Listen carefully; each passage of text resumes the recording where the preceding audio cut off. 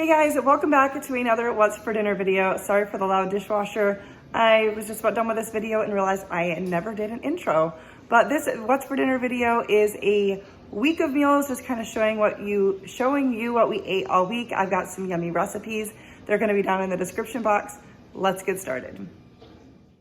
All right, so I have shared this quite a few times. We just made pizza for dinner with the Mama Cozy's dough from Aldi. I got ham and pineapple on my side, pepperoni on my husband's side, some garlic, butter brushed all over. It's gonna be delicious. All right, guys, so tonight I am making peanut chicken, starting with a half a cup of water, and then we want a half a cup of peanut butter.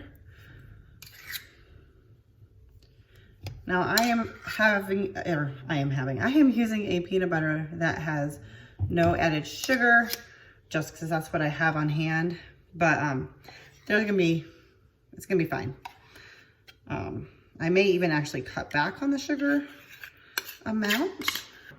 All right, so half a cup of water, half a cup of peanut butter, and then it's 2 tablespoons of soy sauce and 2 tablespoons of sugar. I'm using the coconut aminos, because that's what we use instead of soy sauce, and I do feel like it's a little bit sweeter, so I think I'm just going to use 1 tablespoon of sugar and then 2 tablespoons of this, and we're just gonna mix this together here. I don't know if a spoon is the best thing, but that's what I have because that's what I was using for the peanut butter. I'm gonna try not to make a mess, but we're gonna try to mix that till the peanut butter is all incorporated. All right, so this obviously doesn't look super appetizing at the moment. It'll blend together better when we heat it up. So let's set this to the side. All right, I already prepped my chicken. You'll see that in a minute.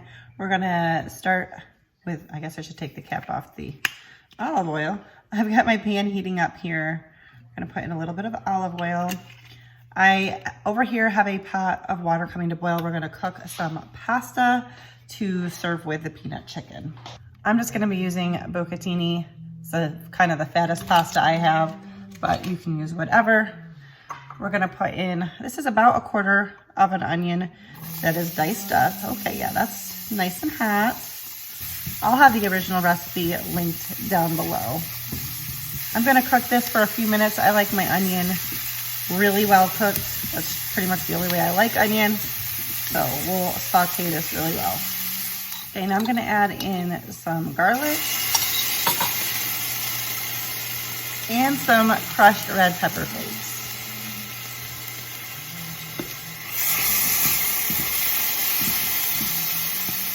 Want to add in a few more. They weren't coming out very easily.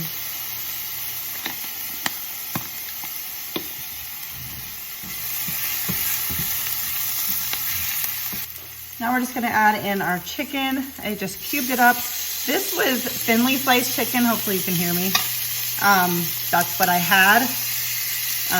And just cubed that up. And we're going to cook that for a few minutes until it's all done.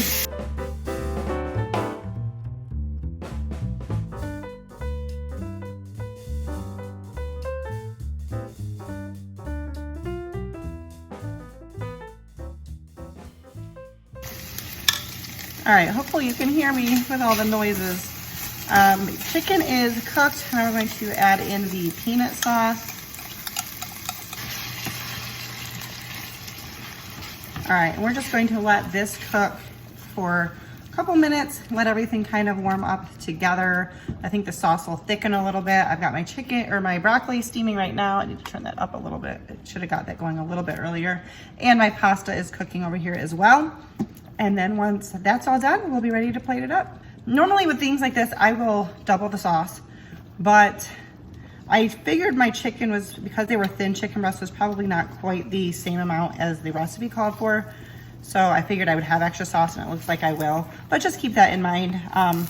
I know for me, typically with these dishes, extra sauce is the way to go. Got the cooked noodles. I did add the broccoli in, and I added a splash of water, which the recipe did say you may need to do, just to kind of thin it out, and a touch of salt. Figure because of the broccoli. And now it's time to eat. This is a delicious peanut sauce. It's not like the breaded and fried chicken, like peanut chicken that I've had at Chinese restaurants, but this is a great alternative. For tonight's dinner, I was gonna be making, well, breakfast for dinner. I thought about doing quiche. When I mentioned it to my husband, he, like just breakfast for dinner, he mentioned blueberry pancakes, bacon and eggs, and I was like, I can do that. I picked up some bacon this week, which I rarely do. And I have some blueberries in the freezer, which is not necessarily ideal, but it can work. So let's make some pancakes. Pardon some noises. I've got my refrigerator going. My husband's here working on stuff in the computer, so nothing crazy loud, but you may hear little random noises. I will link the recipe that I am following for you down in the description box, but we need 1.5 cups of flour. I think I have a half a cup here, yeah. 1 teaspoon of salt, 1 tablespoon of baking powder, and 1 tablespoon of sugar. I'm gonna whisk together the dry ingredients. This is a really good recipe. I have used it before. Now we're gonna add in 1 egg and 1.25 cups of milk. I do use almond milk. Now I'm adding in 3 tablespoons of melted butter. And then it does say that the batter will be slightly lumpy, so don't be alarmed by that. And we're going to let this rest for 10 minutes. I forgot, I want to add in a little bit of vanilla. That is not in the recipe, but why not? I make my own. That's probably a teaspoon. I make my own, which is why it looks like this. But I figure, why not add a little bit of vanilla? I wish I had a griddle. I used to, and I got rid of it, and I wish I hadn't, but I'm going to just heat this up over medium heat. I'm sure you all made pancakes before, but you know, not everyone has. A griddle would be a lot easier because you can regulate the temperature better. So I'll be honest, what I often end up doing is in between pancakes in my pan, I bring it over to the sink and pour a little bit of cold water in it and wipe it out with a paper towel and start over. Otherwise, it just, I don't know, just doesn't work great. So that's what I do. My bacon is done, so I pull it out of the oven and I turn my oven down to 170, which is the lowest my oven goes. And that way, as these get done, I can just put them in a dish in the oven to keep warm while we continue to make them. If you're making this for a family, you're gonna wanna probably at least double this. There's not a ton in this, but it's more than enough for just the 2 of us. Now previously, I have just mixed blueberries in with the batter, but I was reading that adding them at this point is a good idea. So I figured I'd try that. I just took some blueberries out of the freezer and I've just been letting them sit out at room temperature. And I did put them in the microwave for just, oops, a little bit because they weren't quite thawed enough for me.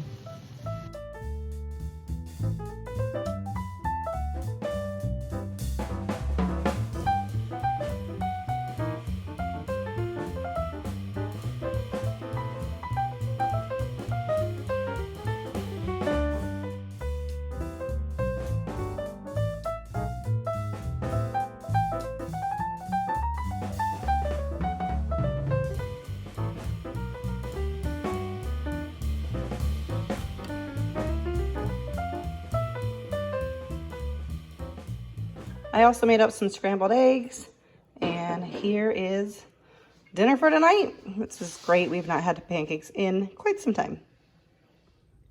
All right, so it is a kind of gloomy day. It's gonna be raining later. So we're gonna make some chicken noodle soup. I'm making this earlier in the day and I'm gonna put it in the fridge and that way it is ready.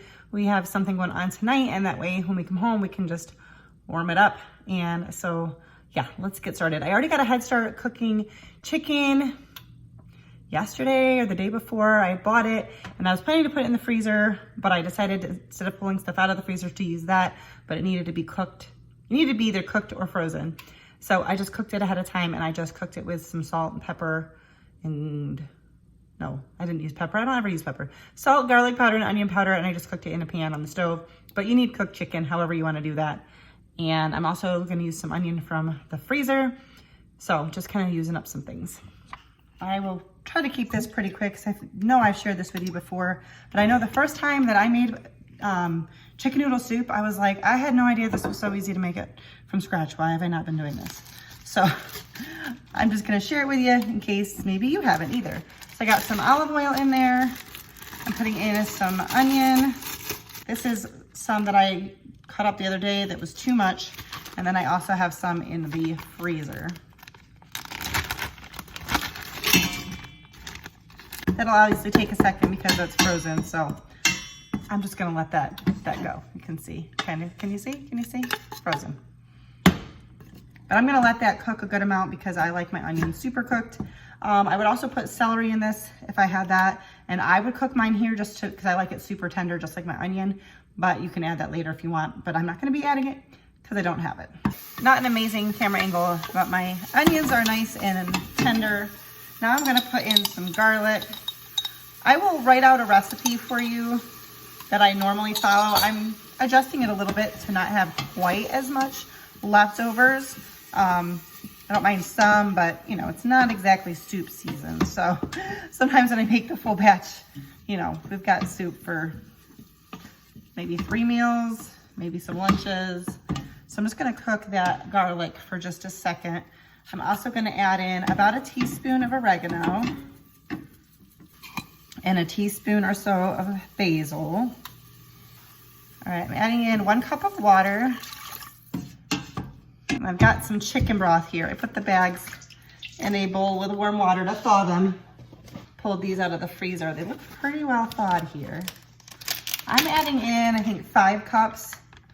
I think I usually do like 6 cups, and I usually do 2 cups of water. It's a little bit frozen still. I did bump up the heat because I knew that this was gonna be a little bit frozen. Yeah, there's a couple frozen chunks. Oh man, I spilled that. I spilled my precious homemade chicken broth. We're just gonna let that come up to temperature while I clean up my mess. All right, I changed my mind. I'm adding in another cup of water and I'm thawing another cup of chicken broth.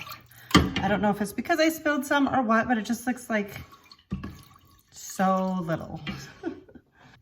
I'm also gonna add salt at this time. I'm gonna add a good amount because I do not salt my chicken broth when I make it.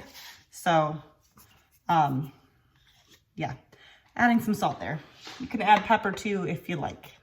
I'm gonna add in some diced carrots and bring this to a soft simmer for about 20 minutes or so until the carrots are tender.